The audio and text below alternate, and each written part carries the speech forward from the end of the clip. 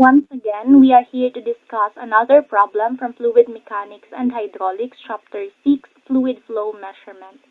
A 900 mm diameter cylindrical tank, 3.2 meter high, contains 2 meter of water. A 200 mm diameter circular sharp edge orifice is located at the bottom. Assume C is equal to 0.60. How long will it take to lower the water level to 1 meter deep after opening the orifice? For diagram, we can now identify the given value. P1 is equal to 900 mm or 0.9 meters. P2 is equal to 200 mm or 0.2 meters. Heat of water is equal to 2 meters. And C is equal to 0.60. We are dealing with a cylindrical tank. The cross-section area is constant along the cylinder.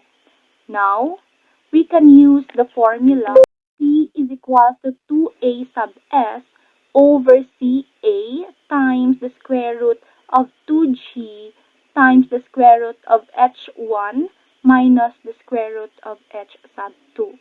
In our values, we have T equals to 2 times the area, which is pi over 4 times 0.9 squared over 0.6 times multiplied by the area at the bottom, which is pi over 4 times 0.2 meters squared, multiplied by the square root of 2 times 9.81 times the square root of H sub 2, which is 2 minus the square root of H sub 2 is equals to 1.